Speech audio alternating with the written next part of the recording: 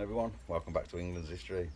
As you can see, we're stuck in the garden, just like everyone else. We're all on lockdown, but we've got the Quest Q30 to take a look at. It's only going to be bench test. Can't do any. I haven't got no grass to do any proper depth tests on that. But yeah, give us a good idea what's going on with the machine, what sort of depths you can sort of look at roughly, and how fast the machine is. An air test doesn't give accurate results, but it gives you a good idea of what sort of depths you could be getting in the best scenarios. Say if a coin's been, say if you're on a playing field, you're not going to get as much depth because the halo effect's been disturbed and the coin looks smaller to the machine.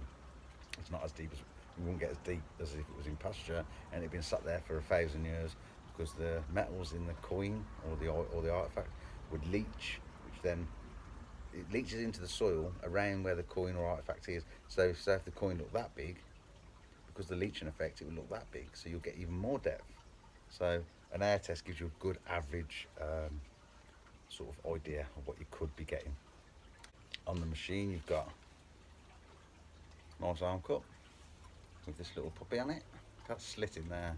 What's that for? You've got your pinpointer holster. It'll slide through there, come out there, click on, and that's where you can keep your pinpointer, which is a nice little touch.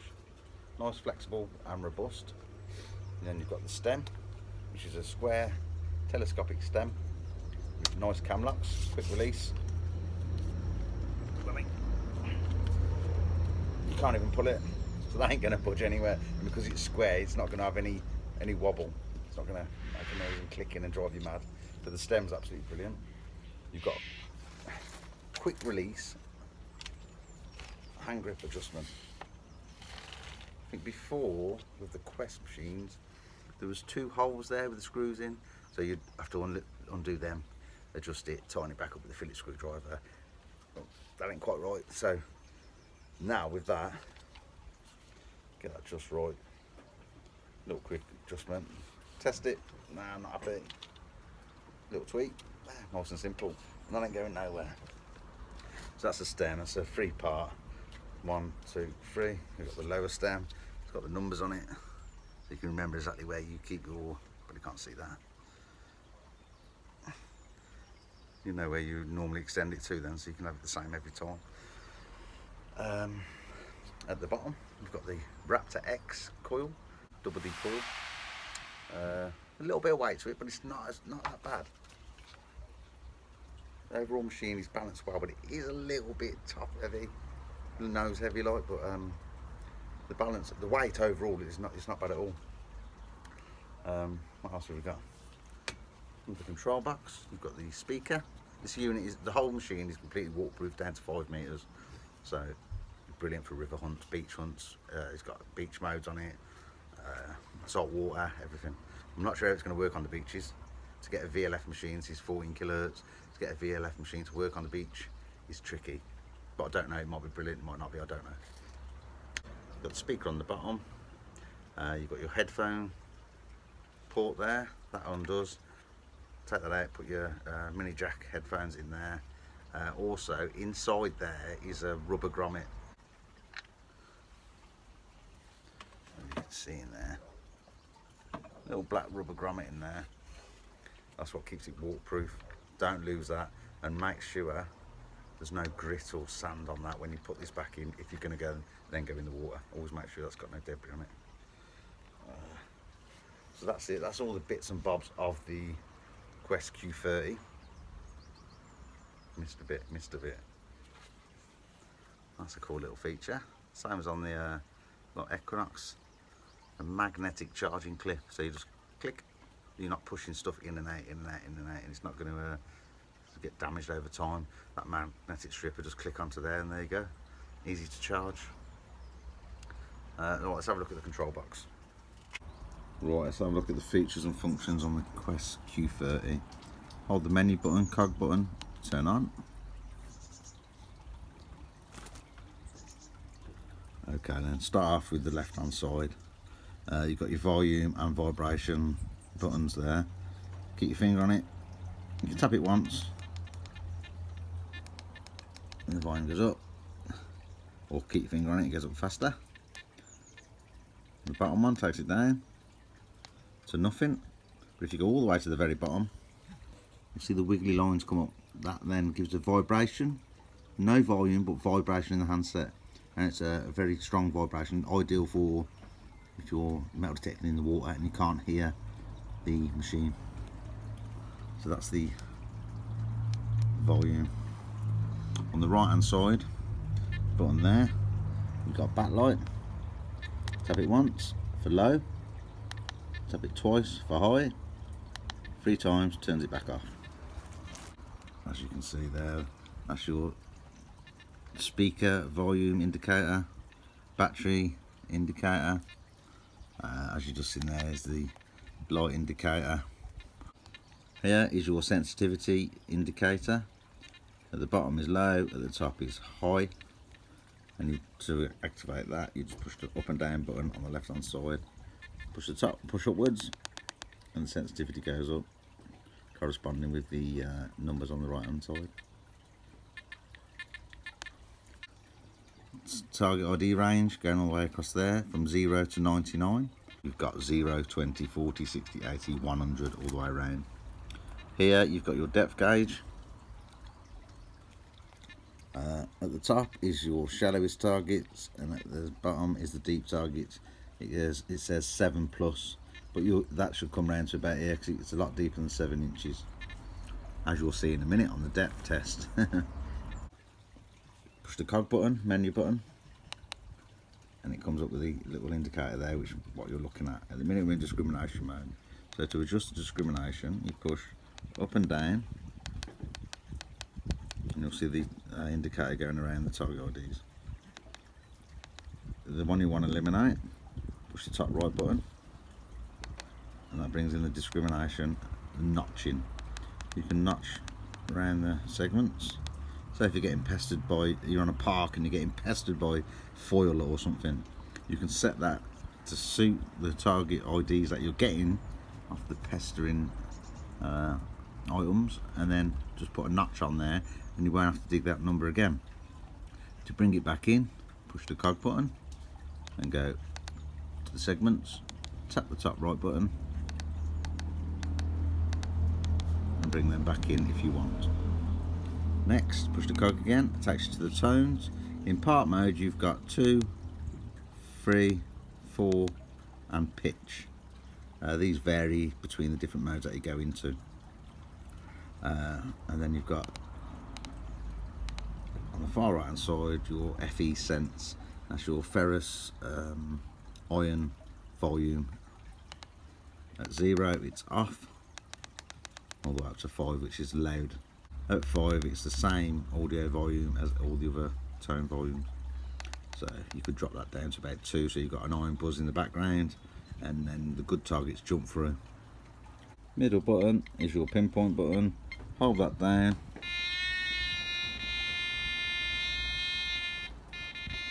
As you go over target, the numbers go louder. The louder they go is when you've got your target under the centre of the coil. Release the pinpoint button and it stops. On the bottom right you've got ground balance. Tap it once and then use the up and down to manually adjust. It goes up in segments of 5, so 1, 2, 3, 4, 5. 1, 2, 3, 4, 5. Or if you want to do it automatically, hold down the ground balance button until it changes, and then you've done an automatic ground balance. So that's a ground balance. If you leave it, it goes off, but if you've just done a ground balance by holding that, it keeps going for a bit, so to allow you to manually adjust it if you want after, fine tune it. But if you just leave it again for 5 seconds, it goes off. Okay, so that's all the buttons apart from these two. You push the bottom left and the bottom right at the same time, and that will then change your modes. At the minute we're in park. Bar 1, beach 2, beach 1, field and park. Simple as that. Each mode has different perimeters set for different scenarios, so you need to find the one that suits the ground that you're on. I've only just got this machine, I'm just doing a little playing in the garden, and I do like the park mode. It's got good depth and it's fast recovery speed. So let's go and have a look at the depth test and recovery speed test.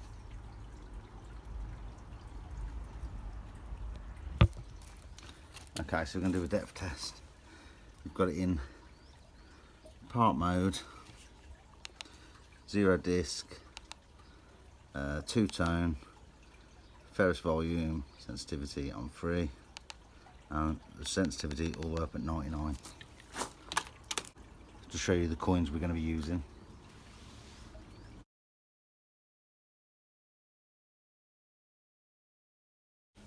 Okay, so we start off with the Roman Tertius, big chunky one.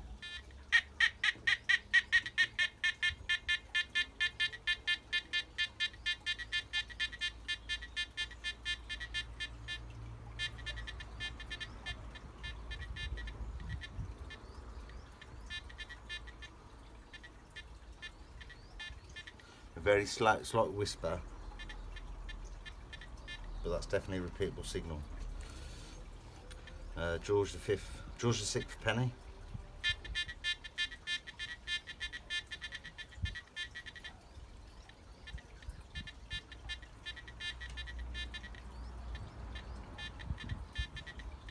What's that? Big Charles I shilling.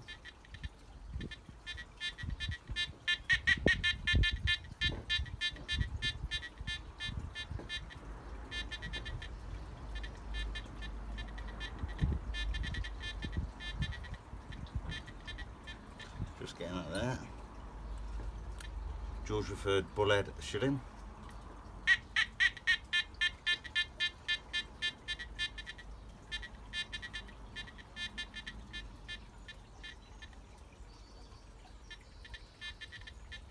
Just getting that there. You probably wouldn't normally dig these ones. These are just on the fringe of detection. It's just to show you what the maximum capability is in an air test. There's the big Roman coin.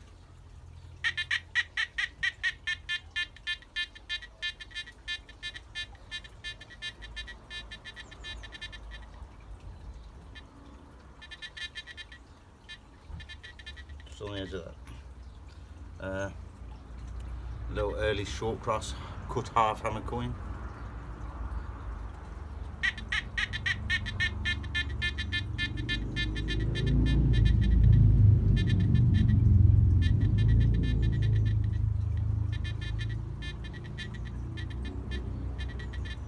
Just getting that there. And a 9-carat gold ring.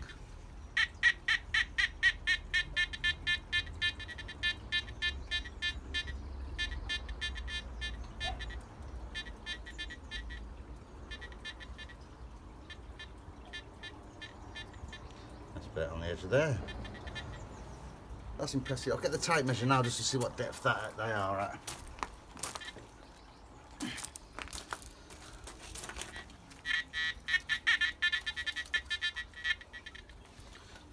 Impressive. Let's bring you over now. Take a look.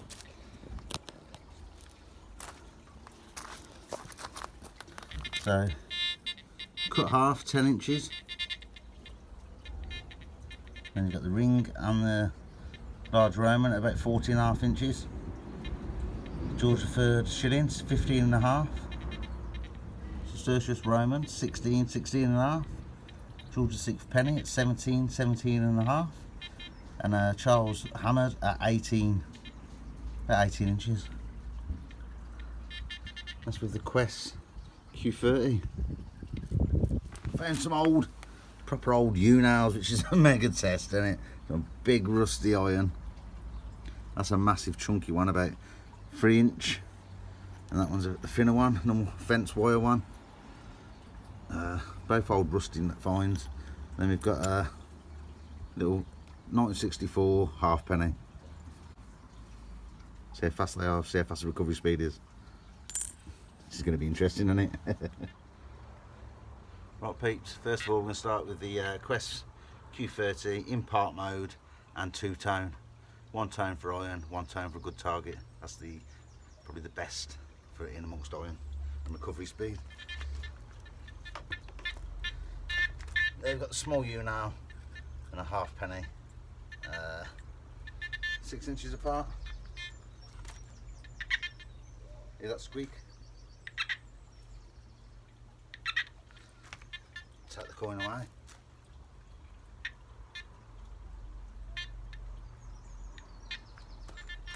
The coin back, 6 inches apart.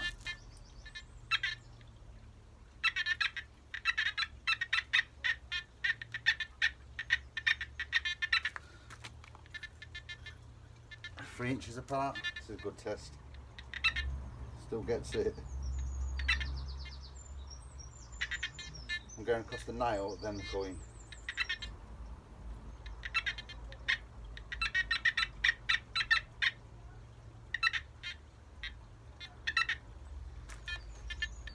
Right. 10 mil apart. This is going to be a bit tricky with a U now, I think. Oh, still gets it.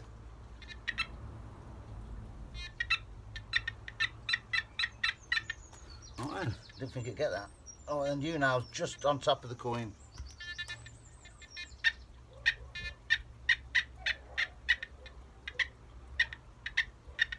Still getting it. I'll put the on top of the 2 prongs of the U now is over the coin. Normal sweep speed. Bit faster. Even if I go really fast, it's getting it. Take the knife coin away. Now in the same position.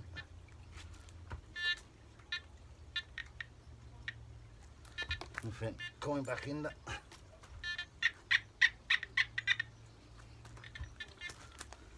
That's the Quest Q30 in part mode, 2 tones. Sensitivity was on 94. Nice and stable. Goes up to 99. Quest, same settings, part mode, same settings as before. So 8 inches apart.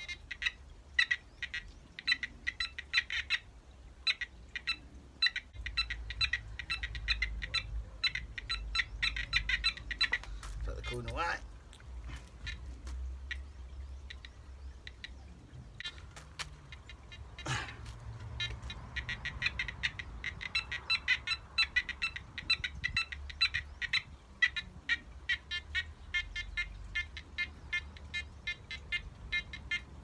Raise it up, still gets it.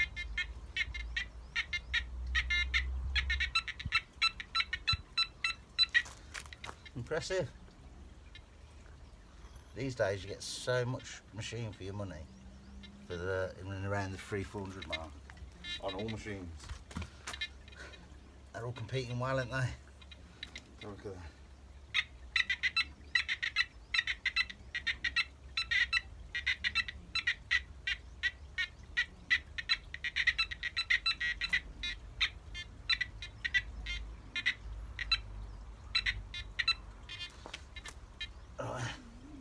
This is going to struggle now. 5 mil apart. Yeah, if you go fast, it struggles.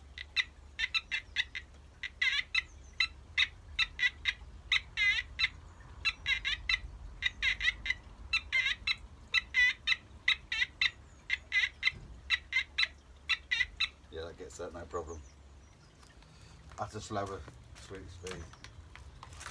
If you go too fast, you're going to miss it. So if you're in an area and you just get a little whisper, so you go blip, little tiny whisper, go back where you think you got that whisper and just do a little wiggle and you'll bring the signal to life.